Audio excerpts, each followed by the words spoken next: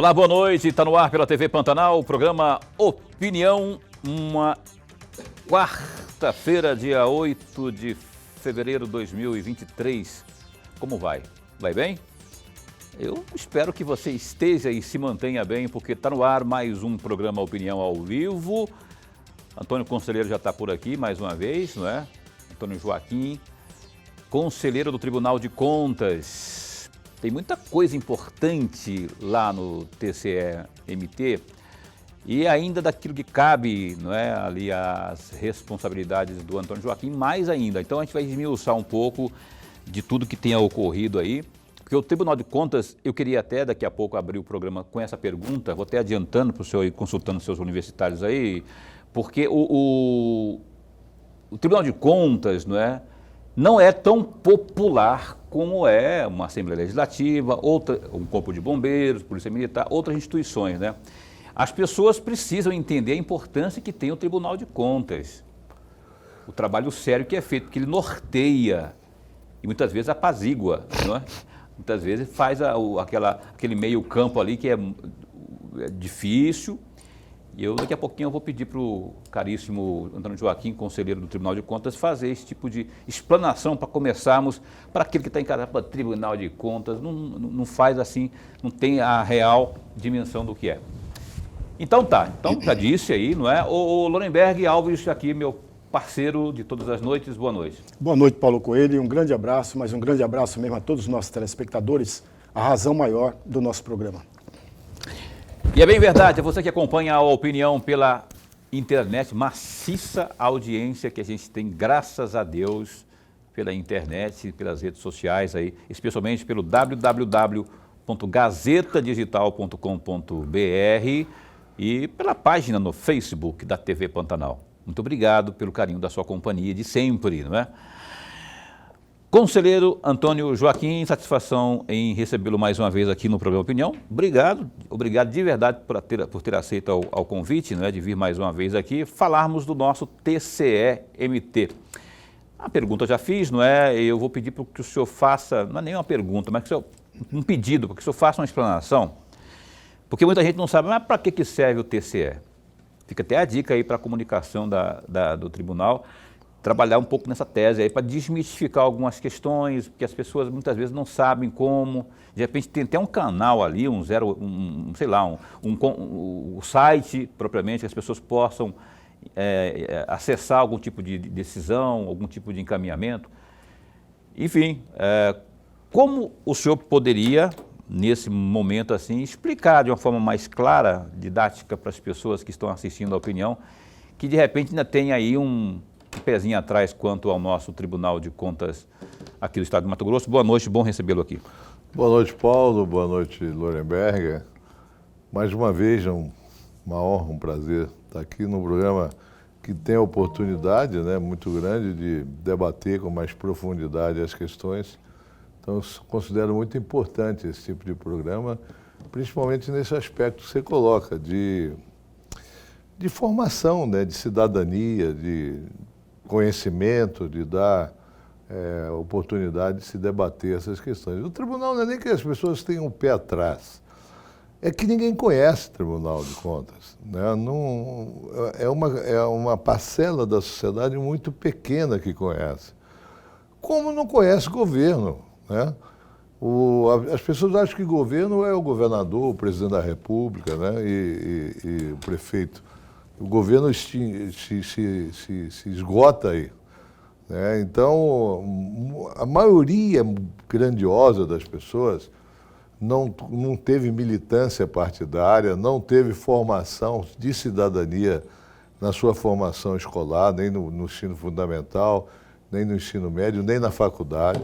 Eu costumo dizer, você tem médicos, cientistas fantásticos que abrem tua cabeça, conserta qualquer coisa, engenheiros que constroem fantásticas obras, nunca sabem o que é governo, não tem noção de como funciona o governo. Então, a sociedade precisa avançar nesse aspecto de ter uma participação maior. E não vou dizer que não tenha, você viu os movimentos de 2013, 1 milhão de pessoas lá na Avenida Paulista, o movimento do dia 8 aí, que é claro, ninguém defende aquela violência com as instituições, Mas aquilo tudo já demonstra que há, né, há uma nascente de um movimento popular que querem participar no dia a dia do governo, né? Então, o Tribunal de Contas, na estrutura de governo, é o órgão que fiscaliza todos aqueles gestores que gastam dinheiro público. Tudo tem que passar no Tribunal de Contas, tudo, né? O dinheiro da Secretaria de Estado, o dinheiro da Prefeitura, o dinheiro do governador, o dinheiro, no caso do Tribunal de Contas lá do Congresso, do Governo Federal, o TCU, o dinheiro que passa na presidência, nos ministérios, nas empresas estatais, tudo que tem dinheiro público, até uma empresa que receba por convênio um dinheiro público precisa prestar contas ao tribunal. Então é um órgão fantástico do ponto de vista de interação com a gestão pública e com a população. Um órgão que instrumentaliza, e ao longo do programa eu vou mostrar coisas que você fala do site, que existem ferramentas fantásticas no site, como o Radar, que informa tudo sobre as prefeituras do Mato Grosso, tudo. Quanto gastou, quanto empenhou, quantas obras tem, como estão as obras. E é livre. E assim, é aberto. Qualquer um pode acessar. O que é preciso é gente pesquisar isso para poder conhecer. Então, eu quero resumir dizendo, acontece que ninguém conhece o tribunal como não conhece o governo. O governo não é só governador, prefeito e presidente da República. O governo é um conjunto de poderes, né, o executivo, o legislativo, o judiciário e 3 instituições que formam o conjunto dessa máquina, desse navio, né, desse transatlântico, que são os tribunais de contas para fiscalizar a aplicação dos recursos públicos, o Ministério Público, que é porta-voz e tem a legitimidade de propor o cumprimento das leis e propor processos contra quem não cumpre a lei, e a Defensoria Pública, que tem um sistema de defesa do cidadão que não tem acesso à justiça. Então, esse é o governo, esse conjunto de instituições de poder que é o governo. E o governo, eu costumo usar uma palestra que faço, o governo, todos nós estamos no mesmo barco, que aí é um conhecimento que nós do governo temos que ter, os homens públicos. Todos estamos no mesmo barco. O Ministério Público, o Tribunal de Contas, o Poder Executivo, né, no nível federal o presidente, no nível estadual o governador, nível municipal o prefeito, o Poder Legislativo, no nível federal o Congresso Nacional, no nível estadual a Assembleia Legislativa, no municipal as câmaras municipais, o judiciário, os órgãos superiores, os tribunais superiores, os órgãos intermediários da Justiça Federal e a Justiça Estadual. E o Ministério Público, Tribunal e Defensoria, né, estamos no mesmo barco. Temos que ter consciência de que nós temos a mesma missão. Qual que é a missão? Chegar num porto, é o mesmo porto. Fazer o que nesse porto? Levar serviços de qualidade para o cidadão. Traduzindo, para que a pessoa entenda, tudo isso existe com um único objetivo, para que o hospital funcione, para que a escola funcione, que tenha um professor dentro da escola dando aula e o aluno aprendendo, para que os níveis de segurança pública sejam compatíveis com a necessidade da população, para que o posto de saúde tenha remédio para a família, para as pessoas. Tudo isso que nós estamos falando, que é o governo, só serve para isso. Se você não cumprir essa missão de oferecer serviço para o cidadão, você pode fechar as portas, porque não tem sentido existir sem você fazer isso. Então, é simples? Não é, é complexo. Mas o tribunal é uma das instituições desse macro-governo que mais pode ajudar a trazer a população para participar do dia a dia do governo. Vê se você sabe de cabeça aí, conselheiro, é www.tce.mt.gov.br? Ou depois do TCE tem um ponto ali, não, é www.tce... Eu vou checar direitinho Paulo, isso aqui. Você está falando com um cara que nasceu no século passado. Eu também sou meio variado. Nessa questão de. Vou pedir para a Caroline checar aí e me fala daqui a pouco. Aí põe embaixo. Se possível, a gente coloca no rodapé aí o site lá do TCE-MT, porque isso que o conselheiro falou aqui é a grande verdade. Ali está recheado de informação. Muitas. Nós vamos falar sobre isso. Essa que está aí em qualquer município, vai lá, digita, busca e lá tem passo a passo as ferramentas de um lado, de um outro. Você só clicar e vai abrindo, vai fuçando, que nem eu, né? Eu sou meio analfabeto aí dessa questão digital, mas eu vou fuçando até achar aquela informação que eu preciso. Tem áudio, Tem áudio, tem o parecer, tem o voto do relator, de cada um lá, e tem vídeo. Rapaz, lá o negócio funciona, hein? E não é pesado, não, porque eu já, enquanto jornalista, precisei, não é? E já fui lá e consigo até baixar aquela informação, se for em áudio, for em vídeo, fazer o download ali, é possível fazer pelo site do Tribunal de Contas do Estado de Mato Grosso. Vale muito a pena, é uma grande ferramenta aí para que você possa ajudar a fiscalizar e acompanhar tudo que acontece aí no seu município, no governo do estado, por exemplo, determinada secretaria e por aí vai. Professor Lorenberg. Conselheiro, antes de mais nada, registrar a nossa alegria. Mas a alegria mesmo de tê-lo mais uma vez aqui no nosso programa. Nós ganhamos e ganhamos muito com a presença do senhor. Prazer é meu, Lorenberg. O amigo telespectador ganha e ganha muito com a presença do senhor. Obrigado. Eu vou aproveitar do seu conhecimento, que é vastíssimo, para aprofundar um pouco mais de uma parte da resposta que o senhor acabou de nos dar, em especial do Tribunal de Contas do Estado. Mas, para isso, eu vou pedir a paciência do senhor e um tempinho para... Eu peguei um texto, um trecho de um artigo publicado pelo conselheiro Valdeci Pascal, né? Pascoal, grande figura, ex-presidente da Tricom, nossa associação. Exatamente, do Tribunal de Contas do Pernambuco, né? De Pernambuco, o meu amigo pessoal, é um intelectual, tem vários livros publicados, um grande figura humana, um grande homem público. Tá, esse artigo são 3 partes, eu peguei um trecho da segunda parte, cujo título é exatamente Supremo Acerto de Contas. Vou ler o trecho que eu peguei. Entre aspas, há também os que inserem os tribunais de contas no âmbito do poder legislativo. Alegam que os principais artigos que disciplinam os tribunais de contas na Constituição Federal, do artigo 70 a 75, estão inseridos no capítulo que trata do poder legislativo. Logo, seriam órgãos deste poder. Em reforço, recorrem a uma egese míope do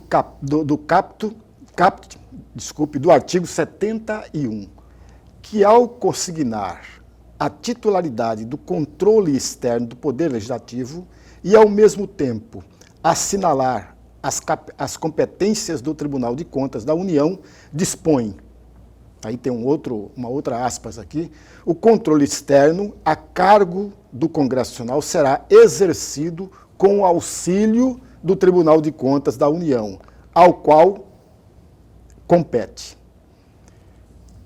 Para alguns, aí continua o autor, para alguns, a expressão com auxílio teria o condão de reduzir esses tribunais à condição de órgãos do Legislativo.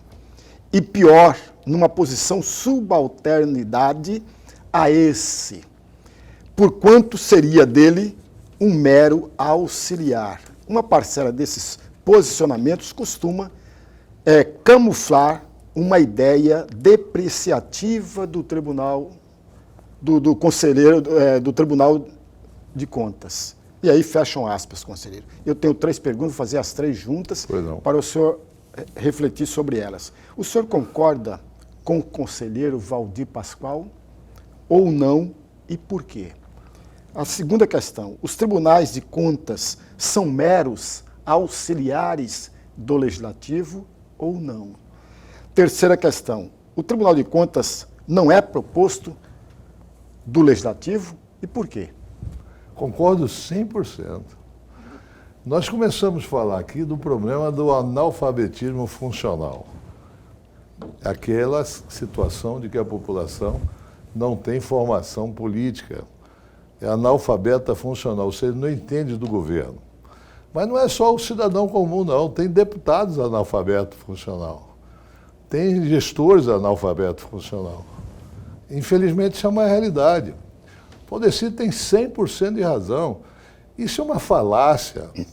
Isso é uma demonstração de ignorância da nossa legislação, da nossa Constituição. Tem muito deputado que gosta de falar que o Tribunal Auxiliar da Assembleia ou o TCU, o Tribunal de Contas da União, é auxiliar do Congresso. Veja bem, isso que eu estou falando, que o Valdeci está falando, você pode pesquisar do ministro Carlos Aires Brito, que é um grande jurista do Supremo Tribunal Federal. Ele explica isso com clareza jurídica.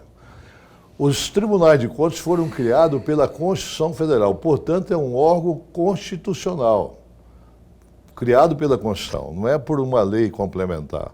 Então, é um órgão constitucional. Ele está no capítulo do Legislativo porque, naquele momento, o Constituinte achou que era melhor colocar lá, porque ele divide com o Poder Legislativo, aí sim, a fiscalização do controle externo. O Poder Legislativo, além de fazer leis, também tem a autoridade de fazer fiscalização do controle externo. Então, essa divisão existe entre os tribunais e o Poder Legislativo. Mas se esgota aí. O ministro fala o seguinte, o Ministério Público está no capítulo do Executivo, na Constituição Federal. Tem alguma subordinação? Zero.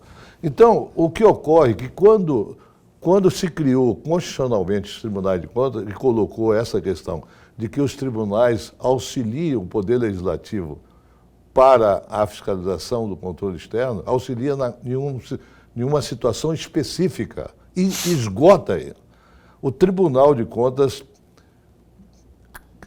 vota um parecer técnico que é votado no plenário, tem que ser votado. A Constituição estabeleceu isso. É constitucional. A Assembleia Legislativa é que vota as contas de governo do governador. A Câmara Municipal é que vota as contas de governo do prefeito. O Congresso Nacional é o que vota, a Câmara e Senado, as contas do presidente da República, como votou a da Dilma e impeachou a Dilma em relação a isso. Então, o que faz o tribunal por exigência da Constituição? Emite um parecer, não julga, emite um parecer técnico sobre as contas de governo que não se refere à execução orçamentária financeira. Contas de governo é se o presidente da República, o governador, o prefeito cumpriu as leis orçamentárias, se cumpriu os limites constitucionais de gasto, educação e saúde, se cumpriu o limite de endividamento, se cumpriu a lei de responsabilidade fiscal no aspecto de gasto com pessoal, etc, etc. Isso são as contas de gestão que são, sim, julgadas pelo Legislativo. No mais, fora isto, no mais, 99,9% de tudo o resto é julgado pelo Tribunal de Contas. Tudo é julgado, não é parecer. O único parecer é para subsidiar o julgamento das contas de governo no Poder Legislativo. No mais, é tudo o Tribunal de Contas que julga, inclusive as contas do presidente da Assembleia. Ele tem que prestar conta ao tribunal. O tribunal julga as contas do executivo, do executor do dinheiro da Assembleia.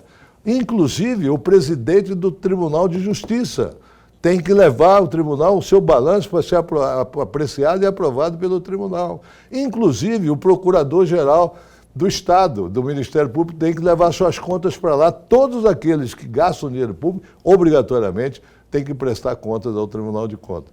Portanto, não há nenhum nível de subordinação. Não há absolutamente nada que nos impede de tomar as decisões. Nós somos um órgão constitucional, autônomo, independente financeira, administrativamente e funcionalmente. Só quem não conhece, quem é analfabeto funcional, que tem dúvida em relação a isso. Quem conhece a legislação, quem conhece a Constituição, quem estudou, sabe que os tribunais não devem nenhuma subordinação ao Poder Legislativo. Tem até o seu próprio duodécimo, né? Tem até a sua vida financeira independente. Autonomia financeira, orçamentária, funcional, tudo. Não tem 0% de subordinação. Aliás, vou dar um exemplo. Eu estou devolvendo uma consulta que a deputada Janaína fez, vou agora fazer uma decisão monocrática sobre o negócio de pagar taxa, tarifa aí de estrada, de tirar uma parte de imposto para aqueles que moram na região ali, que é um assunto relevante. Mas ela fez uma consulta para o tribunal, estou devolvendo por falta de legitimidade.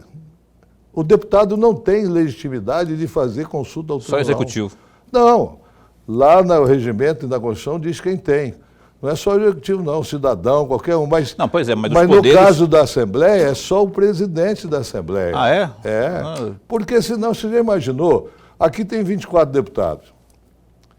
São Paulo tem 70 e tantos. 80 deputados. Você imaginou o Tribunal de São Paulo recebendo consulta de 80 deputados, ou nós aqui de 24 deputados? O que nós vamos fazer além de responder consulta para deputado? Então é relevante o assunto, leva para o plenário da comissão, ou comissão também pode. Leva para o plenário da comissão, aprova e o presidente... Mas é prudente, a consulta... Então é um exemplo, não há subordinação nenhuma, é zero. O doutor Valdeci Pascoal é um intelectual preparadíssimo, foi presidente, me sucedeu.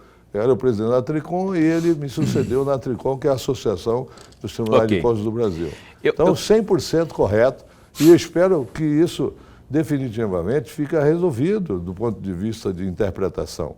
Eu até admito e tolero que possa ser interpretado de forma diferente, mas é equivocada a interpretação diferente dessa. Muito bem. Ó, intervalo comercial rapidão, a gente volta já com Antônio Joaquim, conselheiro do Tribunal de Contas do Estado de Mato Grosso. Tribunal que não é um puxadinho da Assembleia, não. Respeita, rapaz, ele tem a sua independência. TCE, com Antônio Joaquim, daqui a pouquinho a gente volta com opinião.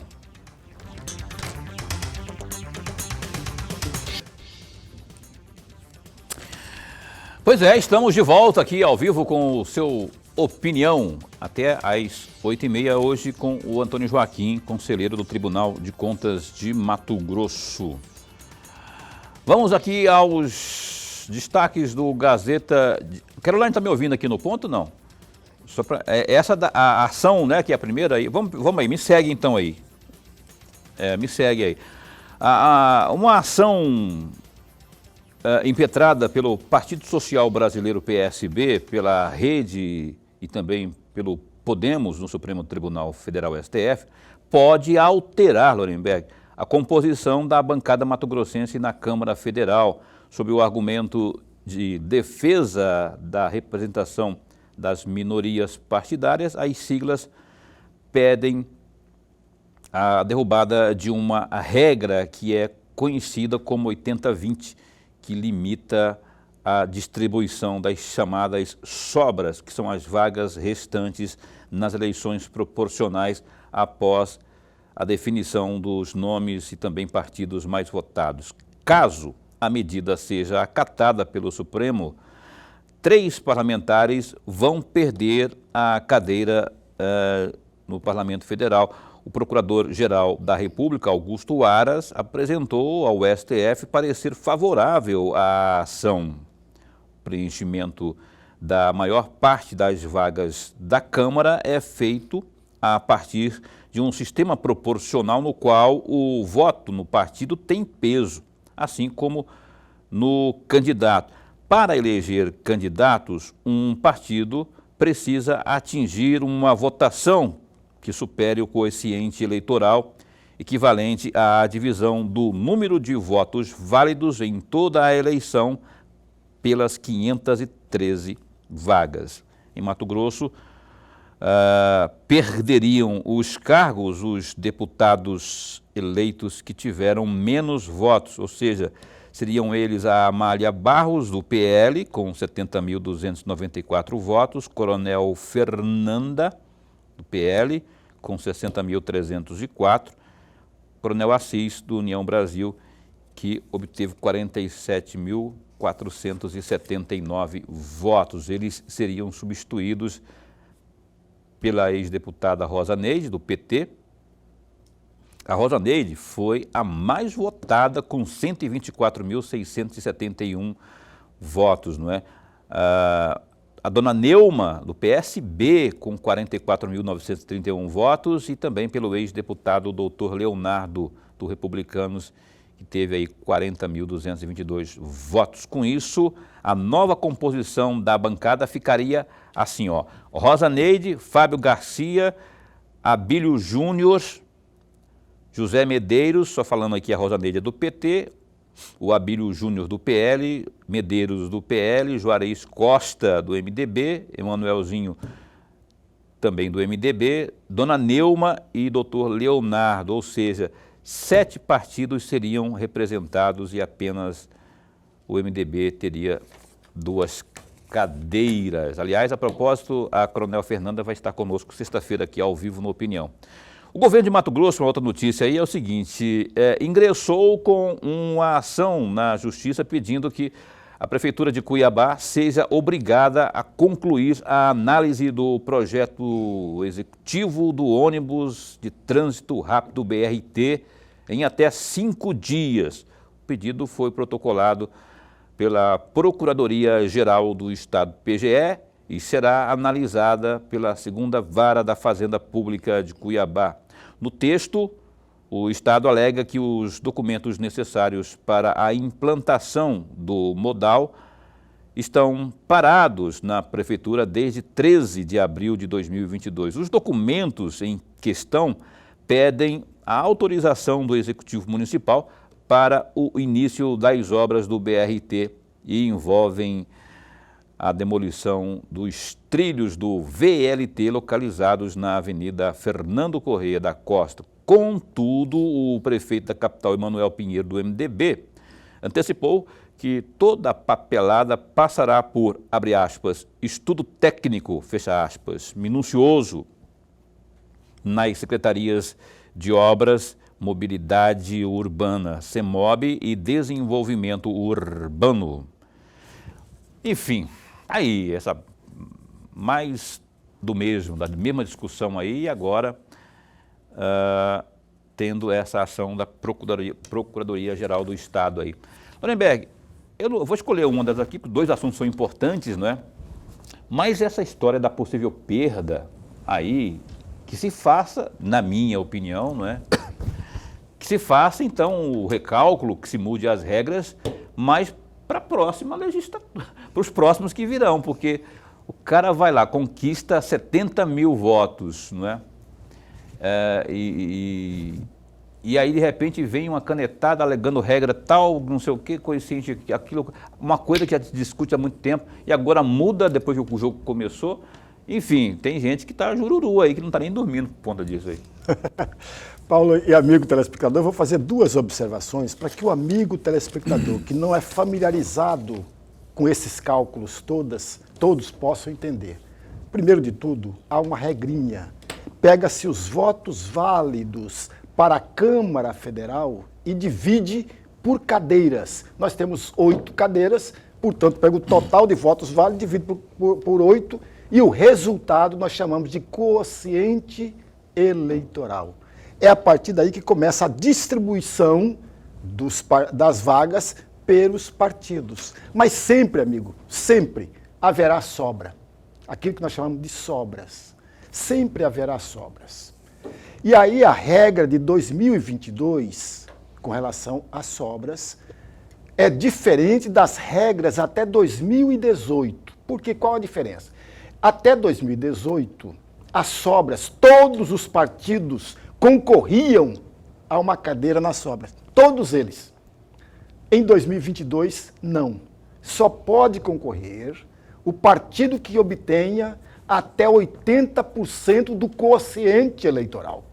E mais ainda, o político o candidato dentro do seu partido, porque não há aliança na proporcional, o candidato dentro do seu partido tem que obter, no mínimo, 20% do quociente eleitoral. Por isso se chama 80 e 20. Então mudou completamente o jogo e ao mudar, muitas pessoas ficaram de fora. Porém, amigos, aí eu quero concordar com Paulo em gênero, número e grau. Ora, essa regra, todos que concorreram, se não sabiam, concorreram com ela. É claro que a maioria dos candidatos nem sequer sabe disso, mas concorreram com essa regra. Não é justo que depois do jogo jogado, depois do resultado, venha, e está correto o Procurador-Geral da República, em reivindicar, porque a justificativa do procurador é uma só, amigos, é que exista a pluralidade de representação. Essa regra não dá isso. Então, nesse aspecto, ele tem razão. Porém, não se pode crucificar alguém que lá anteriormente concorreu com essa regra. Essa regra só pode valer para as próximas. Deixa eu contribuir. Deixo, Também, já ia te Paulo. provocar já. Eu estava meio sem graça. Sem entrar no mérito, mas você sabe por que foi criada a regra 80-20? Porque o que ocorria? Vou dar um exemplo antigo e um exemplo novo em São Paulo, todos dois em São Paulo. O Enéas teve 2 milhões de votos na década de 90 para deputado federal. E o que ocorreu? A sobra do partido dele foi gigantesca. Levou meio mundo junto. Ele elegeu 7 deputados. O último deputado que elegeu com a sobra dele teve 275 votos. Em São Paulo virou deputado federal. Então, tudo tem uma razão de ser.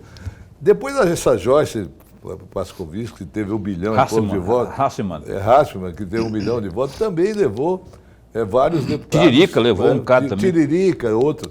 Então, criaram essa regra de 80-20. O partido precisa ter 80% do quociente, ou 100 mil quociente. Então, tem que ter 80 mil votos. E dentro do partido, quem não tiver 20%, ou seja, 20 mil votos do 100, não disputa. Então, só que é o seguinte, eu concordo que se a regra foi vigente para a eleição de 22, é muito difícil você mudar a regra depois da eleição. Direito adquirido. Agora, tem que encontrar um caminho aí que também não permita que o sujeito se eleja com 270 votos deputado federal em São Paulo. Isso me reporta a outra situação, concluindo. Eu fui candidato a deputado estadual em 90 e o Dante candidato a deputado federal, o Dante Oliveira, que iria fazer 71 anos agora, anteontem, dia 6 de fevereiro. Registramos aqui. Morreu o garoto com 54 anos. Então nós fomos candidatos, fizemos uma dobradinha. Ele perdeu a eleição sendo mais votado. A Rosaneide está repetindo a história do Dante. Foi o mais votado, teve na época 50 mil votos, mais votado de longe, e perdeu, e deputados com 11 mil votos foram eleitos. O próprio Agostinho de Freitas. O Biratan Spinelli, o Travasso, o Tampinha, nessa faixa de 10, 11, 12 mil votos. E o Dante com 50 ficou de fora, porque faltou o quociente eleitoral. Exatamente. Daria muita coisa, inclusive aquela situação de que quando chega no período pré-eleição, um ano antes, 1 ano e meio antes, os partidos ficam de olho naqueles chamados puxadores de votos, né? Opa, o Lorenberg Alves é um cara muito interessante, que ele lá do Opinião, é um cara de massa, então vamos chamar ele, aí ele já vem com um grande nome e respalda, e muitas outras pessoas vão votar nele por conta da fama dele, e aí entra cantor, atriz pornô, então ator pornô também. É um negócio que tem que mudar realmente, senão o cara chega lá, o cara é eleito com 200 votos, ele não sabe o que é a ordem do dia, ele não sabe o que é nada, né? E aí tem que... E a representação. Um estado com 40 milhões de eleitores elegeu um deputado com 270 votos. Nem vereador de Cuiabá ganha a eleição com 270. Nem de Acorizal acho que ganha a eleição com 270. Conselheiro Antônio Joaquim, voltemos aqui para a nossa realidade, para a nossa pauta aqui. Ali eu tenho um assunto aqui, Lorenberg, me permita, a gente garrou falar de política aqui, né, de tal. Política eu não posso falar. Mas vamos falar aqui da política do Tribunal de Contas. O nosso glorioso TCE, rapaz, não há de ver que teve que entrar para apartar uma briga aí. Lembra aquela história, Lorenberg, das 11 ruas do município de Cuiabá lá, que o Estado queria asfaltar, mas o prefeito, não sei o quê, não sei o quê, não sei o quê.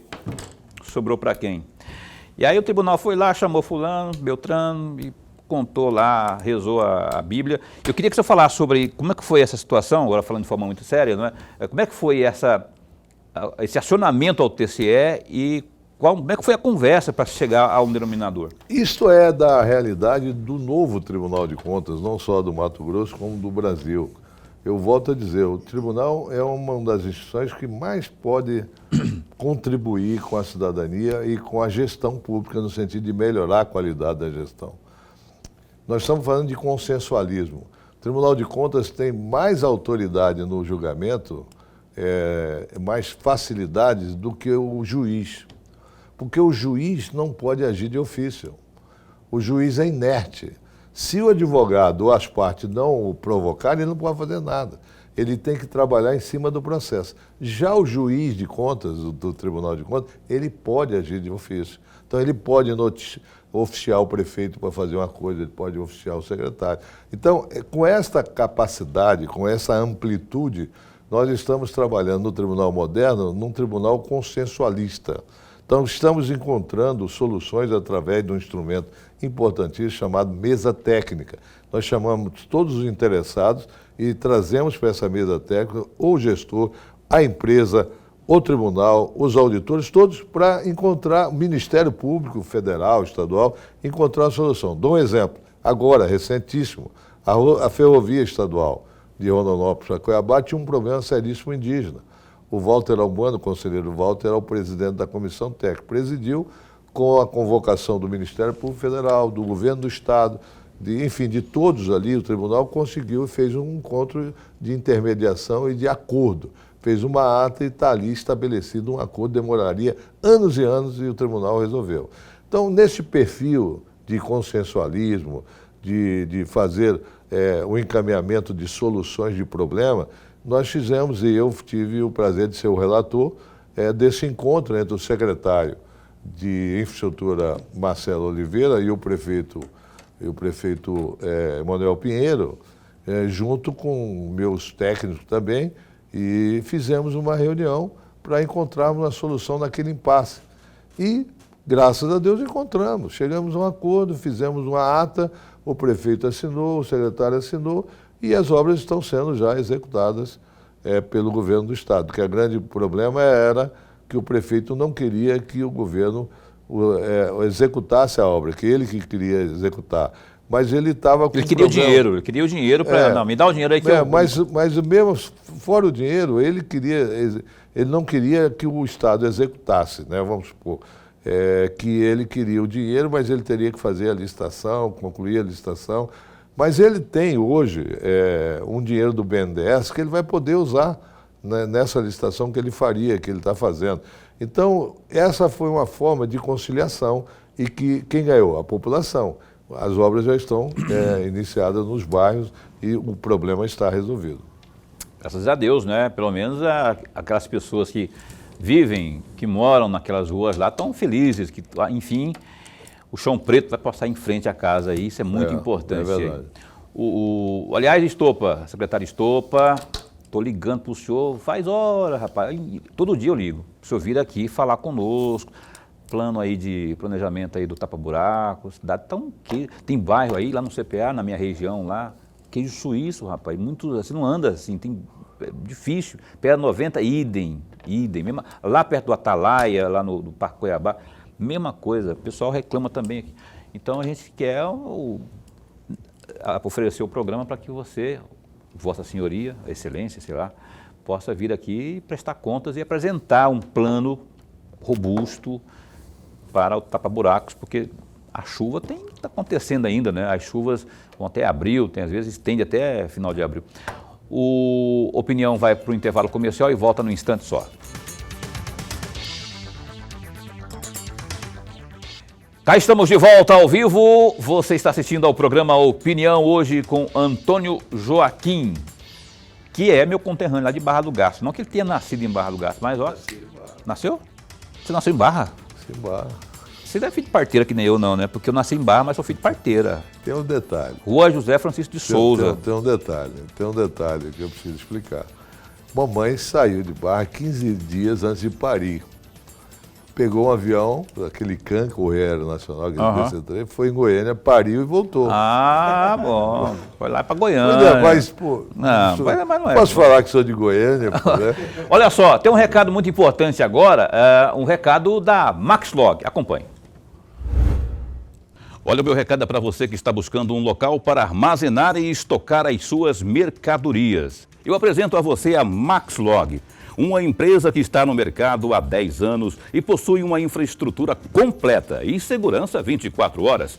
Atualmente, a Maxlog conta com 3 unidades em Cuiabá e uma unidade em Goiânia. Sua infraestrutura de galpões possui 167 mil metros quadrados de pátio e 55 mil metros quadrados de área coberta. A Maxlog tem como diferencial a oferecer aos seus clientes os seguintes serviços: monitoramento 24 horas por dia, portaria, serviços de carga, descarga para cargas batidas e paletizadas, sistema de pesagem de balança, banheiros e restaurante. A Maxlog também oferece serviços temporários de carga e descarga e ainda armazenamento. Agende a sua visita. Entre em contato com a Maxlog pelo 65 3611 6900. Maxlog, excelência em logística. Mandar um abraço pro Maxlog, mandar um abraço pro Maxlog, não, pro meu amigo Kennedy, aí, ó, é o CEO, né, da Maxlog aí, Max Vinil, é a turma toda lá. E agora também parece que ele é presidente, vai assumir agora a presidência da Associação do Distrito Industrial, das empresas do Distrito Industrial ali, meu amigo Domingos Kennedy. Abração aí, nosso parceiro. Conhece o Kennedy? A gente esteve aqui recentemente falando aí, porque ele também é presidente do Sindicato das Indústrias Químicas do Estado do Mato Grosso. Ser humano fantástico. Gente boa. Ô Lorenberg, por favor, meu caro, abra o bloco de perguntas ao nosso convidado Antônio Joaquim. Conselheiro, hoje, até o dia 10, o Tribunal de Contas do Estado, por meio da Escola Superior de Contas, faz uma capacitação, já começou a partir de hoje, capacitação, entre aspas, reequilíbrio econômico financeiro de contrato de obras públicas. E aí eu vou fazer duas perguntas para a sua reflexão, conselheiro. A primeira delas, o contrato de obras públicas ainda é o grande gargalo dos gestores, em especial do gestor municipal, ou não? E aí a segunda questão, o que é reequilíbrio econômico financeiro de contrato de obras públicas? Por exemplo, a Covid. Né? A grande crise, né, da Covid. Você sabe que na crise todo o material de construção duplicou, triplicou. Esse é um exemplo bem assim, didático, né? Uhum. Então, você tinha um contrato de 100 mil reais para fazer tantos metros quadrados de uma obra qualquer, né? E ao longo da Covid, aquilo que estava previsto no valor do cimento, do aço, tudo estourou. Então, é questão de bom senso. Como é que você vai cumprir um contrato que não é factível cumpri-lo, porque houve uma situação de desequilíbrio? Por qualquer razão. Covid é uma razão. Esse é o exemplo típico, né? Esse é o equilíbrio. Se o problema é contrato, eu acho que o maior problema são projetos. Não são nem contratos, projetos, né? Falta uma fábrica de projetos mais profissional para os gestores. Fazer um projeto adequado, um projeto que não precisa de se fazer contrato de adicional porque errou no projeto, né? Enfim, eu acho que mais do que o contrato em si, são projetos. Eu acho que tem que ter todo o governo uma fábrica de projetos para poder facilitar, inclusive, as licitações. Hoje já não se pode mais licitar sem um projeto. Antigamente não, licitava sem projeto, era uma bagunça. E a própria empresa que fazia o projeto, né? Ou não tinha projeto, era um projeto básico ali, né? Chutado, feito ali em cima do colo, das pernas. Então, ia executar a obra era outra coisa totalmente diferente. Eu acho que a gestão pública brasileira evoluiu muito nos últimos anos, né? De 2000 para cá, com a Lei de Responsabilidade Fiscal, houve uma evolução muito grande, era muito fraca a gestão pública. Hoje melhorou muito, muito, muito. Os tribunais de contas melhoraram muito sua qualidade na fiscalização. Então, mas mesmo assim, eu considero que um dos problemas de gestão é a falta do planejamento estratégico bem definido e dos projetos bem definidos, bem técnicos, para que não se erre na execução dos contratos. Eu vou abordar um assunto agora que eu até enquanto cidadão, enquanto jornalista, eu fico irritado às vezes, quando eu busco uma informação, acabei de citar no bloco anterior aí, o TCE, tem lá um site que tem tudo, que você quer procurar, você acha lá, não é? De informação, enfim, decisões, votos e tudo mais. Alguns gestores, entretanto, por sua vez, não o fazem, né? Eu já reclamei, inclusive, aqui da Prefeitura de Cuiabá, na questão de informações lá no portal Transparência, sobre investimentos, a questão da saúde e outros tantos. A transparência é o assunto aqui que eu quero puxar, caríssimo Antônio Joaquim, o senhor que, inclusive, coordena aí o programa de transparência na associação, que é da Associação dos Membros dos Tribunais de Contas. Como que está essa questão aí nos órgãos públicos no país e em comparação com o Mato Grosso? Como que estamos aqui em termos de comparação? Como está o estado do Mato Grosso na comparação com a transparência que é verificada nacionalmente? Então, nós estamos, nesse momento, ontem, né, entregamos os selos de qualidade e transparência no Mato Grosso. Mas antes, vamos lá em 2022, a Tricom, que é a nossa associação, decidiu criar o Programa Nacional de Transparência Pública, que nada mais é fiscalizar, primeiro momento nós diagnosticamos, como está lá a Lei de Acesso à Informação, que é uma lei fantástica. Não existe no mundo uma lei mais completa sobre informação, sobre transparência, do que a Lei de Acesso à Informação brasileira. Então, em 2022, ela completou 10 anos. Então, nós decidimos diagnosticar e fizemos o diagnóstico de quase 9 mil instituições no Brasil. 9 mil instituições, entre o governo federal, o governo estadual e o governo municipal. Cada estado fez o seu, o governo federal também fez, o TCU. Mato Grosso, ontem entregamos o selo. Infelizmente, de 288 órgãos, 141 prefeituras, 141 câmaras, o governo estadual como um todo, o Tribunal de Justiça, a Assembleia Legislativa, o Ministério Público e a Defensoria Pública, 288 órgãos. Infelizmente, nós só conseguimos dar selo de qualidade, de transparência, de execução da lei de acesso à informação a apenas 21 órgãos, dos 288, porque o resto não alcançou nem os 75% de cumprimento da lei que permite o selo. A partir de 75% é o selo prata. E aí vai até o selo diamante. Selo prata, ouro e diamante. A fragilidade maior está onde aí? Maior fragilidade quando se verifica? Aí? Não publicar as informações essenciais. Acabei de falar então, isso. Mas dos 21, as prefeituras, só tem 8 prefeituras que cumprem a legislação da LAI. 6 câmaras. Mas o governo do estado foi angariado com selo ouro de qualidade, o Tribunal de Justiça com selo diamante de qualidade, o Tribunal de Contas também com selo diamante. Quem fiscaliza tem que dar o exemplo, né? Então o Tribunal de Contas também com selo diamante e selo ouro algumas prefeituras, inclusive Cuiabá entrou no selo ouro. Enfim, mas a grande maioria dos municípios não estão cumprindo a lei. Então, como é que funciona esse Programa Nacional de Transparência Pública? Nós fizemos o diagnóstico esse ano, publicamos em novembro, entregamos ontem os certificados no Mato Grosso, ele é permanente. Agora nós vamos fazer a versão 2023. Todas as prefeituras, todos os órgãos que não conseguiram o selo esse ano passado, podem conseguir esse ano. Então, o tribunal está contribuindo para praticamente, entre aspas, forçar as instituições a executar a Lei de Acesso à Informação para melhorar a qualidade da transparência pública, que é essencial para a cidadania. Essencial para a cidadania. A transparência é uma obrigação e essencialmente importante para o cidadão e para o exercício do controle social. Perfeito.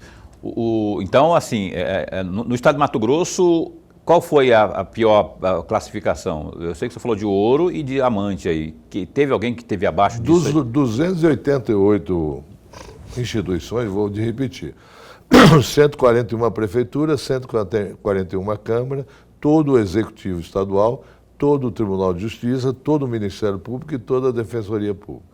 Desses, somente 21 instituições receberam o selo. né, com diamante, ouro e prata. O restante Ficou aquém. não recebeu porque não alcançou Entendi. a execução Entendi. mínima de 75%. Não, queria só entender a classificação. É prata, ouro e diamante. Professor. Vamos pegar esse mesmo caminho, mas eu vou trazer, eu não vou pessoalizar, para a gente não ter aqui Fulanizar. Não vamos fazer isso. Mas é uma pergunta aproveitando a sua sabedoria. O senhor foi deputado estadual, deputado federal, secretário de Estado, em 2 pastas diferentes e agora conselheiro. Imaginemos que eu sou prefeito de uma cidadezinha do interior do Estado e o senhor é governador do Estado. A obra não é feita no Estado, mas é feita no município. Eu posso recusar, como prefeito daquele município, eu posso recusar essa obra que o senhor está proporcionando ao meu município ou não? Eu sou obrigado a aceitá-la. Você não precisa nem fulanizar. Dona Você não precisa nem fulanizar, né, meu amigo? O problema é o seguinte, é que o que eu falo, o governo é muito complexo, é um gigantismo, é um transatlântico que tem que estar no mesmo barco, mas tem que estar junto para poder harmonizar o transatlântico, senão vai bater no cara e vai quebrar o navio. Acontece que todo o governo federal tem uma Constituição Federal. O governo estadual tem uma Constituição Estadual. E os municípios têm uma Constituição Municipal chamada Lei Orgânica. Então, na Constituição Municipal de todos os municípios, prevê que qualquer obra que seja edificada no município tem que ter autorização da prefeitura. Você vai fazer uma casa, tem que ter autorização para fazer a casa. Você vai fazer um prédio, você vai fazer um parque, você vai fazer qualquer coisa. Então, isso serve também para o governo estadual. Vai fazer uma obra no município, tem que passar pela prefeitura. Mas supõe-se que isso não deveria ter nunca nenhum problema de se aprovar ou deixar de aprovar uma obra para o município. Né? Não vamos fulanizar, mas há uma lei que exige a autorização do município para se executar uma obra dentro do município. Então, Manuel Pinheiro, sem fulanizar, agiu certo, de acordo com a lei. Olha só, eu tenho que encerrar o programa aqui. Eu tenho uma provocaçãozinha para fazer aqui, eu queria que o senhor respondesse em 2 minutos. Não é melhor, ou isso está em curso, talvez eu esteja falando assim, algo que já esteja acontecendo. Não é melhor dar prevenir do que depois punir? Eu estou perguntando porque muitas vezes o tribunal tem que chegar lá e, você cometeu, Lohenberg, você cometeu esse tipo de falha aqui, então vou te processar, vou te canetar. Não tem como fazer isso enquanto o carro está andando aí? Está fazendo, Paulo. Sem dúvida. Eu queria que você desse uma explanada em 2 minutos sobre isso. Sem dúvida, o que nós estamos fazendo, o tribunal do século XXI é isso, é aquilo que eu falei. É o tribunal que pode oficiar para consertar antes de punir. O juiz não pode, o juiz do judiciário, nós podemos. Prefeito Paulo, corrija isso aqui que está errado. Posso fazer isso. E o que nós estamos fazendo, a mesa técnica, trazendo as crises, os problemas, antes de punir, nós estamos resolvendo. Então, chama-se consensualismo. É uma atividade preventiva, é uma atividade de contribuição para que a gestão melhore a qualidade. Então, hoje o tribunal está focado em ajudar o gestor a executar as políticas públicas. Eu sempre falo, o tribunal não tem autoridade de escolher políticas públicas. Quem escolhe é quem tem mandato. O vereador no município, o deputado no Estado e o Congresso Nacional no governo federal. Agora, escolhidas as políticas públicas, nós temos que ajudar a executá-las. Porque o que interessa é aquilo que eu disse no início do programa. O que interessa é que o hospital funcione, a escola funcione. É isso que interessa. Então, nós estamos com esse tribunal moderno, proativo, no sentido de ficar sem foco em punição, mas o foco em execução de resultados de gestão pública. Então, isso nós estamos fazendo e esse é um momento muito rico verdade. Que os tribunais estão fazendo. O conselheiro, inclusive, tinha dado uma en passant, falado sobre a questão do consensualismo aqui, eu só queria que desse uma aprofundada sobre isso, que é isso que ele acabou de falar aqui. Então já está acontecendo, que bom, né? Está muito. Está acontecendo lá. É a prioridade hoje dos tribunais. Que bom. É assim que funciona, tem que perseguir resultado, né? E se o resultado passa pelo consensualismo, vamos dialogar em vez de ficar punindo, né? Olha só, queríamos falar mais aqui sobre, inclusive, educação, que é o presidente da comissão lá, eu não sei se é a comissão que fala lá do TCE. É o comitê. É o comitê de educação, já foi inclusive Fica secretário de pra educação, próxima. fica para a próxima, já foi secretário de infraestrutura, já foi deputado federal, já foi quase tudo. Mas o conselheiro Antônio Joaquim, muito obrigado por ter vindo aqui, o tempo realmente já não tem mais, a gente tem que obedecer ao horário de rede, esse espaço continua a postos para bem informar. Muito obrigado, foi um prazer enorme participar Satisfação. aqui com os senhores. Quero Novera aqui também, Valdir T. Eu quero todo mundo aqui. O pessoal, então, o espaço está aberto aqui. Lorenberg, então a gente se encontra Até amanhã. O Jair Marques, presidente da Desenvolve MT. Vamos perguntar aí sobre as ofertas aí de microcrédito, crédito para os pequenos, enfim. Aqui com o Jair Marques da Desenvolve MT às 7h30 da noite, amanhã aqui. Até lá, fica bem, fica com Deus também.